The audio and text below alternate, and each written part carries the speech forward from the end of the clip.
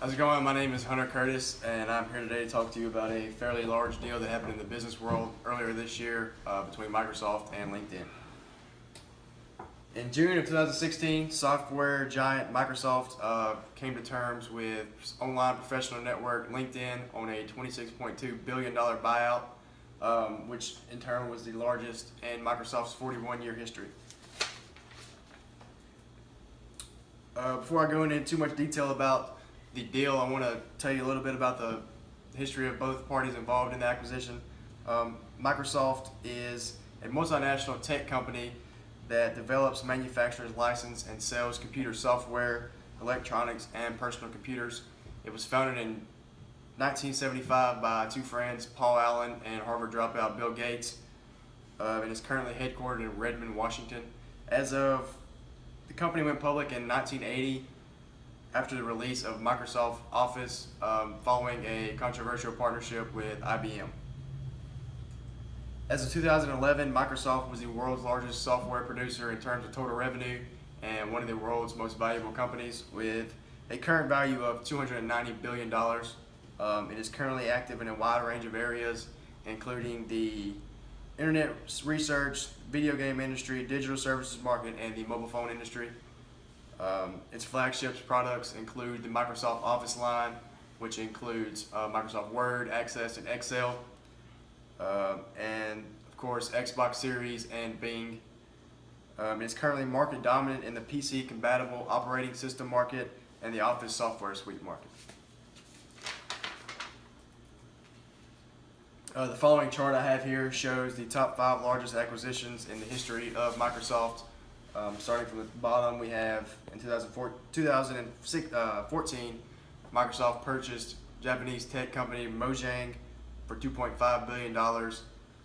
In 2007, it purchased Aquantive for $6.4 billion. In 2011, Skype for $8.5 billion. And of course, 2016, LinkedIn for $26.2 billion. To put that in perspective for you, Microsoft has spent $43.6 billion over the last decade in acquisitions alone. Now that you know a little bit about the acquirer, I want to go into a little detail about the acquiree. LinkedIn is a business and employment-oriented social network mainly used for professional networking. It allows its users to connect with each other in a professional atmosphere. It's a publicly traded company founded in 2002 by Reid Hoffman and Alan Blue. As of 2016, LinkedIn has more than 467 million users and employs 9,732 people.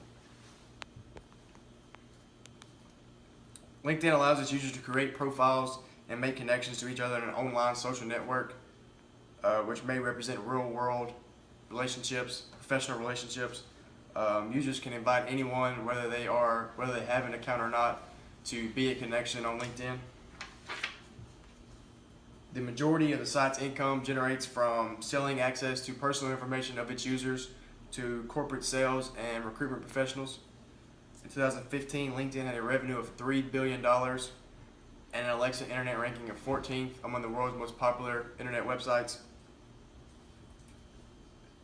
So now that you know about both parties involved in the acquisition, I want to tell you a little bit about the environment of the deal that took place in June of 2016. Like I said, it was performed at a partner financial institution of Microsoft with top shareholders of both institutions, of both companies present at the time of the deal.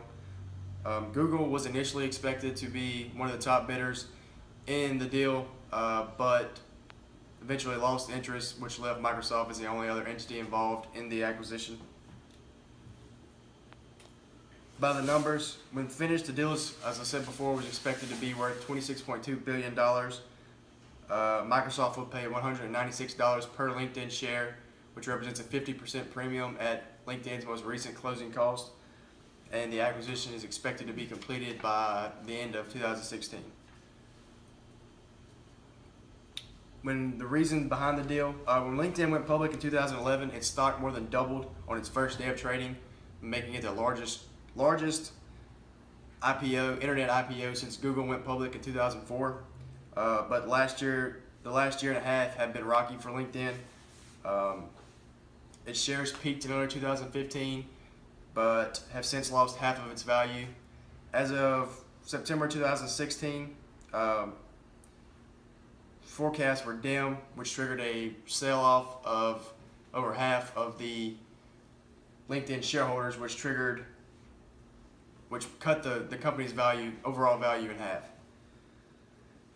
But so you might ask yourself, why would Microsoft want to buy a company that's going in the pits? Well, Microsoft sees the acquisition as key to expanding the market of its office software products. The company has seen a decline in its market share over the last 5 years.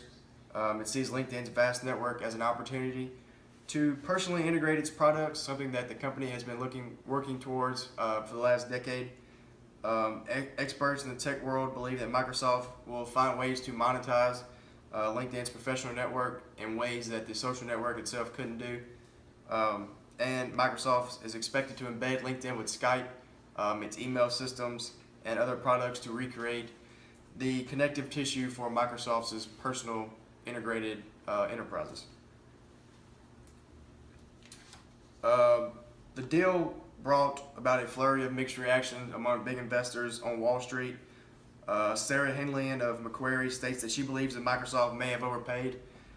She continues by saying, while we believe that LinkedIn's outlined integrations within Microsoft's product portfolio make sense, we believe Microsoft may have overpaid for a decelerating business with negative GAAP margins. Walter Pritchard of Citi writes that $26 billion is a lot to pay in an area that doesn't address the #1 challenge of developer relevance. Pritchard sees upside for core businesses such as Office 365, but he says the price isn't justified by the opportunity. Brent Thiel of UBS states that he believes the deal helps build out Microsoft's application layer, which has been looking for growth. Thiel thinks the deal fits in nicely with Microsoft's strategic direction that it is taking over the last 5 years. Mark May of Citi says he believes the strategic rationale of the deal makes sense. LinkedIn has for some time been the Outlook address for most business professionals. And he goes on to say there are likely new ways Microsoft can integrate, extend the franchise by purchasing LinkedIn. For LinkedIn, it appears that the sale price of the move is an admission that the company was facing strategic challenges. So what's in it for the future of LinkedIn? Although LinkedIn will now be a part of Microsoft, do not expect much to change about it. Microsoft CEO Satya Nadella claims that LinkedIn will retain its brand and independence despite the acquisition. LinkedIn CEO Jeff Weiner will retain his position and says that being acquired by a tech giant will help weather growing competition in the marketplace and increase its ability to sell products. So what's next for LinkedIn? Well, in 2015, LinkedIn acquired lynda.com, an online training video service, for $1.5 billion. The company will now be able to offer Lynda videos inside Microsoft's products like Excel spreadsheets, expanding its revenue even more. And of course, the future success of LinkedIn depends largely upon that of Microsoft. And here I have the references that I used to gather my information for my report. Any questions? Cool.